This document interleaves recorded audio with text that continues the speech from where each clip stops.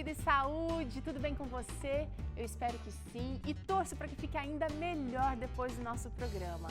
Fica aqui comigo se você quer viver mais e melhor e se você quer seguir as orientações de Deus para a sua vida na questão da saúde também. Hoje vai ter receita gostosa por aqui e conversa interessante sobre a sua saúde. Antes eu quero convidar você para refletir um pouquinho comigo nas palavras de Ellen White, uma escritora famosa que escreveu sobre diversos assuntos e ela diz o seguinte: o Senhor trabalhará por todos os que nele puserem a sua confiança. Preciosas vitórias serão alcançadas pelos fiéis, inestimáveis lições aprendidas e assimiladas valiosas experiências. Que você tenha fé que você não está sozinho. Na luta, seja em qual aspecto da vida, o Senhor está com você. Peça a ajuda dele e ele vai orientar, vai te mostrar o caminho melhor a ser seguido. O programa está começando, você sabe que a gente não faz nada aqui sem você, então se quiser interagir, a sua interação é muito bem-vinda. Você pode olhar as receitas que a gente já fez aqui, você pode dizer algumas receitas que você faz aí em casa, você pode dizer o que gostaria de ouvir aqui no Vida e Saúde dos nossos especialistas e é muito bom conhecer um pouquinho mais da sua história, porque a sua história serve de inspiração para a gente aqui do programa, nós, os produtores, os apresentadores, e também serve de inspiração, de motivação para os seus amigos, os seus companheiros aí de redes sociais que também se espelham nas nossas vitórias, nas nossas lutas também para seguir adiante, tá bom? A gente vai fazer hoje uma receita deliciosa, o cheirinho aqui no estúdio tá maravilhoso, bolo de cenoura e aveia com gotinhas de chocolate, olha aí!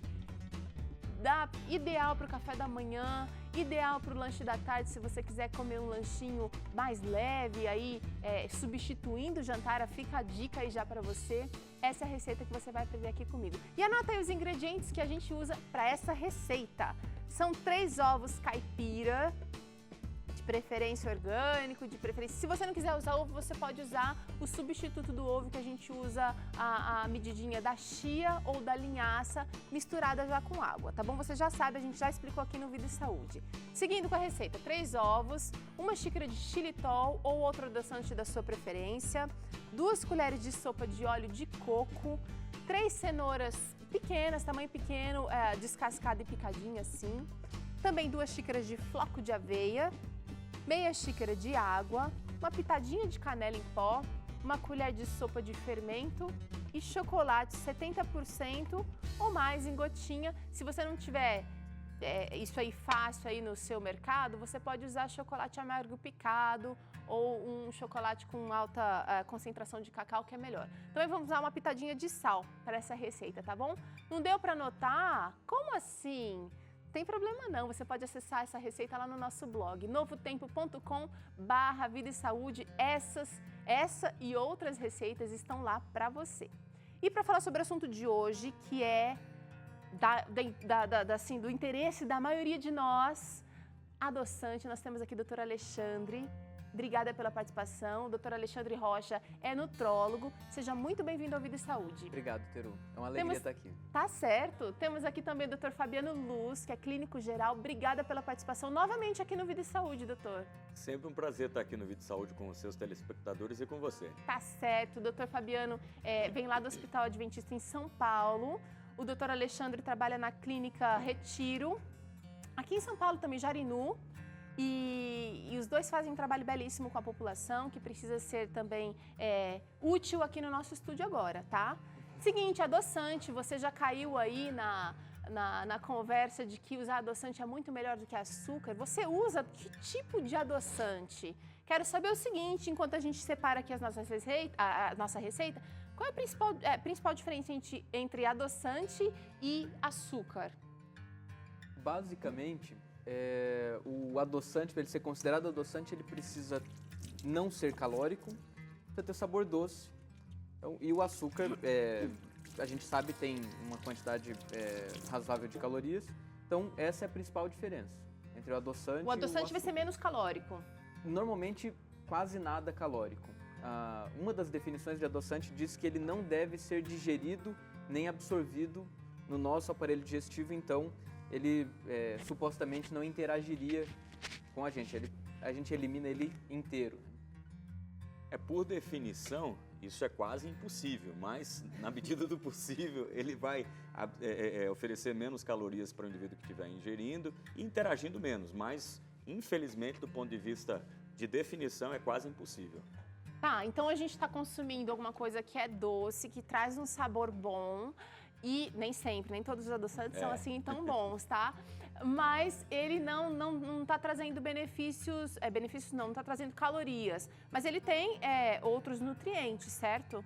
Não, o adoçante, ele realmente não tem uma função nutricional do ponto de vista de oferecer alguma coisa que seja benéfica. A função dele é dar sabor.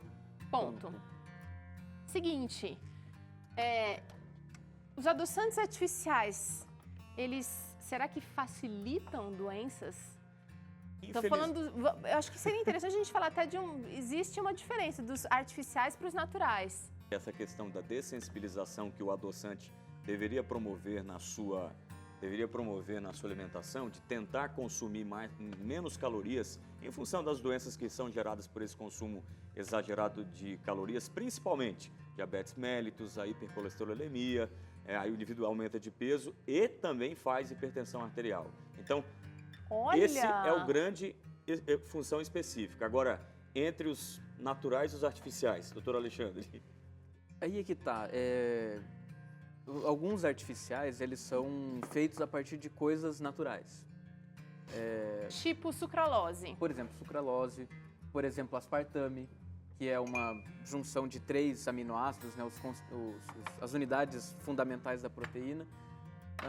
E tem outros que são artificiais mesmo. Tem alguns que são isolados de coisas da natureza, por exemplo, o eritritol, que é extraído da uva. Mas qual que é o ponto, né? Esses adoçantes, eles não passam batido pelo nosso aparelho digestivo. Eles interagem. A gente, às vezes, não tem enzimas para digerir ou não absorve eles, mas a gente tem trilhões de bactérias no nosso intestino. Geneticamente, elas são muito mais diversas do que a gente. Milhares de tipos de bactérias, elas têm genes para coisas que a gente não imagina. Então, por exemplo, elas têm genes que interagem com a estévia, né? Isso acontece. Outros adoçantes, por exemplo, a sucralose, ela modifica a flora intestinal e favorece a vida das bactérias que são as vilãs, as que causam problemas para a gente, não ajuda as bactérias que nos beneficiam. Então, tem uma série de estudos aí mostrando problemas sérios relacionados aos adoçantes.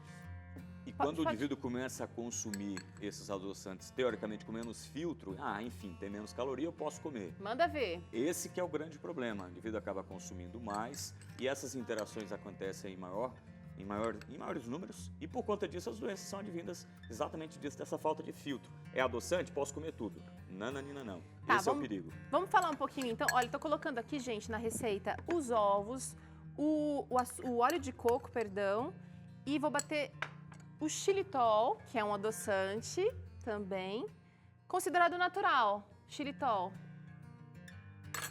Mas a gente está falando, né, sobre adoçantes, a ideia não é transformar isso no novo vilão da cozinha, mas basicamente quando a gente usa um adoçante, a gente está trapaceando, né?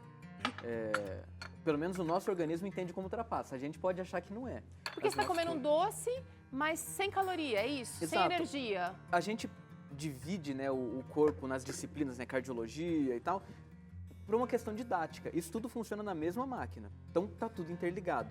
Então se eu vou oferta um alimento, né, eu coloco um alimento na boca que tem o sabor doce e a energia que o corpo espera receber daquele sabor doce não chega, ele fala, não, tem alguma coisa errada, come mais aí, e é exatamente isso que acontece. Os estudos têm mostrado que os adoçantes aumentam o apetite, eles aumentam a ingesta calórica, então a pessoa tentando emagrecer, ela acaba entrando pelo cano aí. Doutor Alexandre tocou num ponto interessante que o doutor Fabiano já tinha começado a dizer aqui. O grande perigo é a gente consumir o adoçante sem filtro nenhum. Quer dizer, porque é adoçante, porque tem baixa caloria, eu posso utilizar um pouquinho mais. Ou seja, vários itens da minha dieta, do meu cardápio, vão conter adoçante. Posso dizer, então, que o uso de adoçante contínuo e sem um limite, ele pode gerar doenças? Pode e gera. Existem estudos significativos, randomizados, sem influência do lobby na indústria farmacêutica ou da indústria culinária, que infelizmente pode interferir, e mostra que pacientes que tomaram adoçantes por mais de 2, 3 anos, pacientes que tinham indicação inclusive, pacientes diabéticos, pacientes que já tinham dislipidemia, estavam obesos ou que tinham uma resistência insulínica, infelizmente o fato de tomar adoçante fez com que esses pacientes ganhassem mais peso e piorasse a doença. Aí, fazendo o estudo retrospectivo do qual foi o fator que atrapalhou, infelizmente foi o uso de adoçante. E interessante, então, e tem gente usando, não sei se é o seu caso, usando adoçante com a intenção de prevenir um diabetes, prevenir obesidade, ou simplesmente não quer ganhar peso. De repente você não está obeso, não está acima do peso, mas quer manter o corpinho aí em forma, acaba usando adoçante indiscriminadamente. Cuidado, você pode estar, de repente, preparando o caminho para problemas futuros. Pode falar, doutor Fabiano. Do ponto de vista prático, é justamente isso que o indivíduo tem que perceber. O estilo de vida dele, o que ele está consumindo. Então, às vezes chega no consultório um paciente com índice de massa corporal alto, ou seja, você pega o quadrado da sua altura, divide pelo peso, e esse tem que dar um número mágico entre 25 e como limite, a gente já 25. ensinou aqui no Vida e Saúde. Legal. Sim. Então, e tem na internet, você sabe que tem que seguir. Índice de massa corporal. Então, a dica é, eu tenho 1,83 m, meu peso não deveria passar de 83 quilos. Essa é a dica para que você esteja próximo. Homem e mulher, não, homem tem uma faixa, mulher tem outra. Isso, mas para arredondar, coloca essa regrinha na cabeça que facilita. Qual que é o problema disso? Como no meu cotidiano, se eu tiver com esse índice de massa corporal estourado e começar a partir disso chegar no 30, 35, aí as pessoas falam, mas é tão difícil lutar com esse estilo de vida, por que não pensar de cara numa cirurgia de redução do estômago, a famosa cirurgia bariátrica? Tá. Aí o indivíduo às vezes fica com um peso muito aumentado, aumenta a pressão das articulações, começa a ter problema no joelho, começa a ficar com pressão alta, enfim. E aí, entre evitar ele ter um grande problema, um infarto agudo do miocárdio, um acidente vascular cerebral por esse aumento de peso excessivo, você começa a ter que usar medidas para tentar melhorar esse estilo de vida.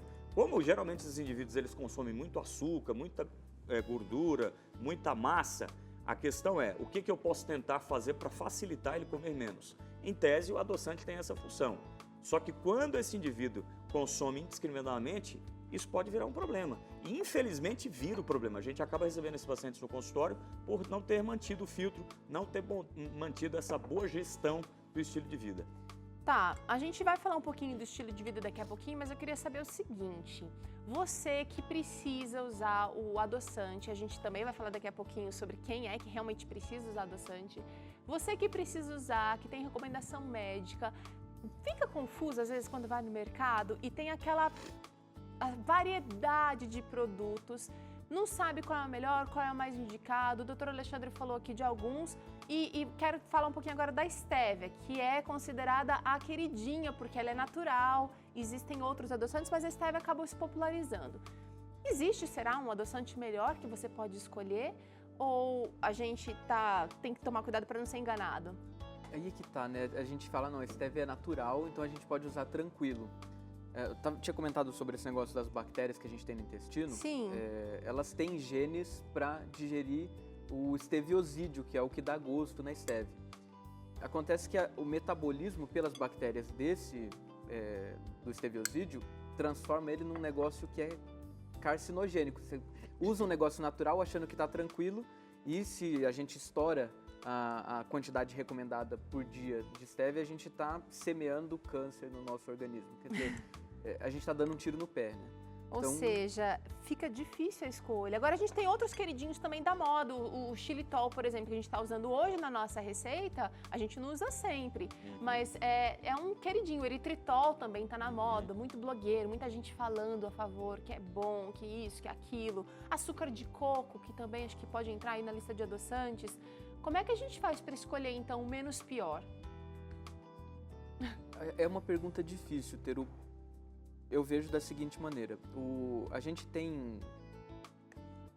está mal acostumado, utiliza o sabor doce para fazer coisas que não são prerrogativa dele resolver.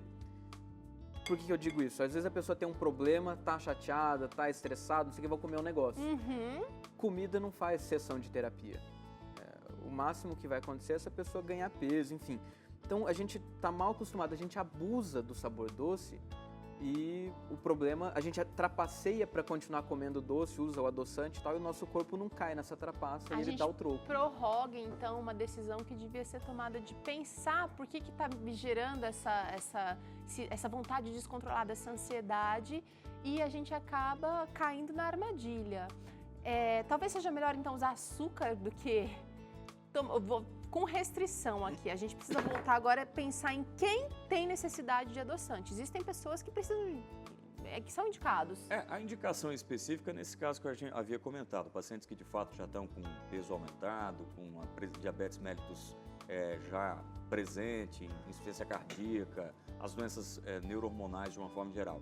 Agora, em função desses mecanismos compensatórios que o Alexandre começou a colocar aqui, isso é o que vai nos sabotando se você não tiver a ciência exatamente do que está acontecendo.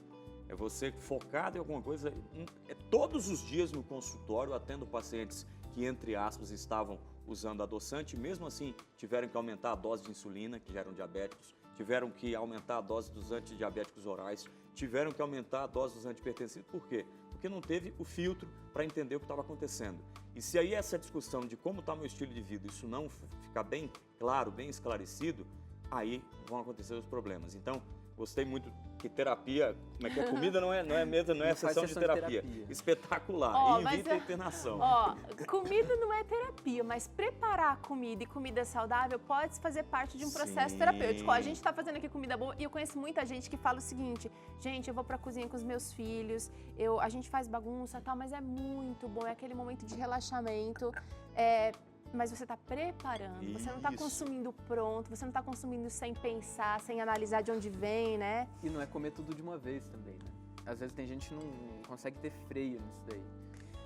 Mas vamos combinar, gente, é difícil. É difícil. Não é fácil. Para a rotina que a gente tem que dar conta hoje, a gente tem que ser super mulher, super homem, tem que ser o melhor pai do mundo, tem que ser o melhor médico do mundo, tem que ser o melhor profissional. Não é fácil, a gente acaba descontando em válvulas que realmente não deveriam ser usadas.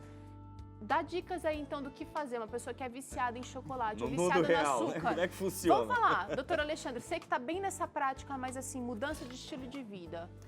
Acho que a parte mais difícil é dominar-se a si mesmo, né? A gente coloca essas idealizações, assim, de carreira, família e tal. Acho que a primeira coisa é a gente aceitar que a vida ela não é perfeita. Isso é um fato. Então as coisas nem sempre vão acontecer exatamente do jeito que a gente sonhou. E às vezes é melhor.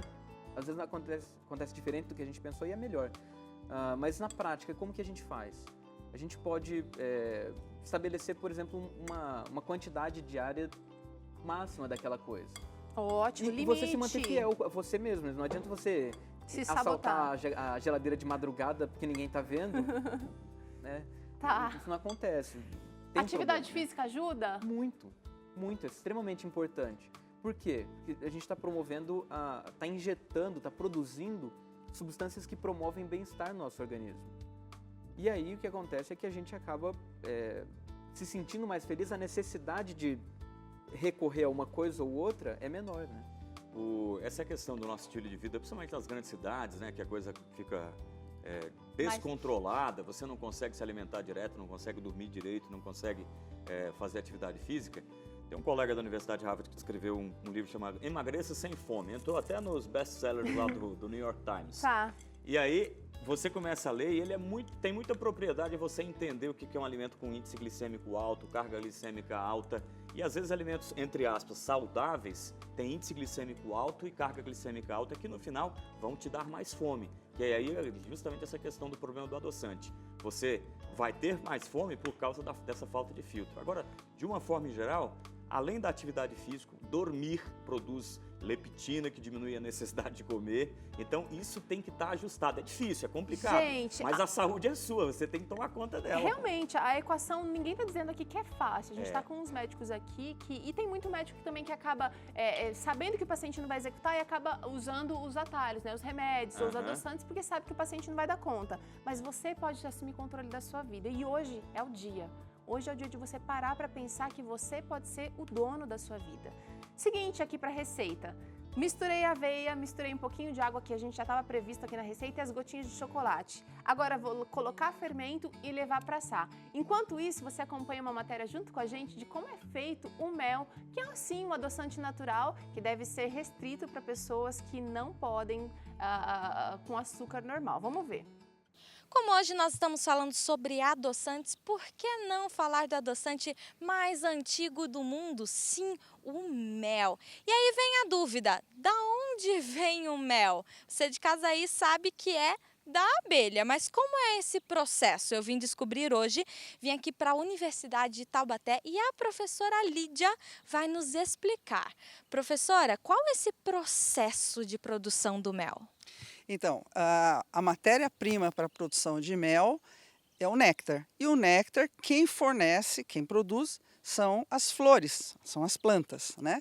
Então, a abelha coleta durante o dia gotículas de néctar, leva para a colmeia e lá vai acontecer todo um processo bioquímico, né? E ao final de 60 dias aproximadamente, nós temos então a produção do mel. O segundo passo acontece aqui nesse ambiente. Todo produtor de mel tem essa casa de apoio.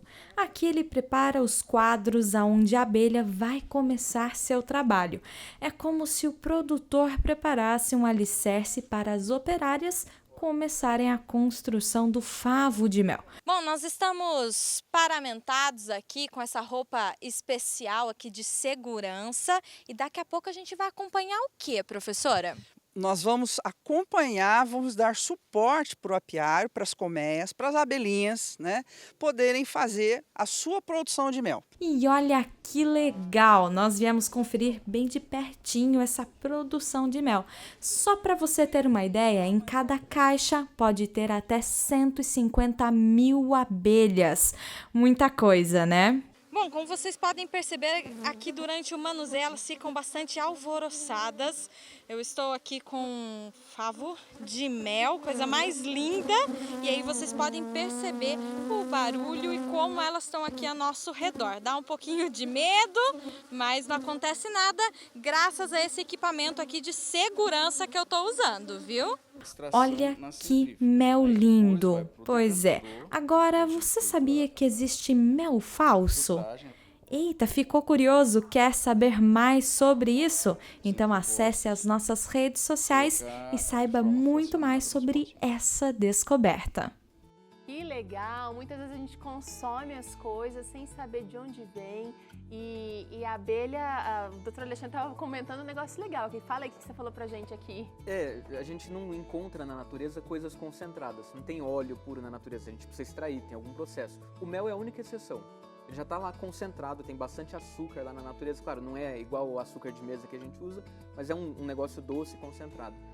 É que a gente não tem que enfrentar a abelha para tirar o mel lá da casa dela, né? É difícil, ela dá resistência. O apicultor tem. Dói. Então, o que acontece? O ferrão da abelha é um lembrete para a gente usar o açúcar, o mel, o adoçante, com moderação, vai devagar.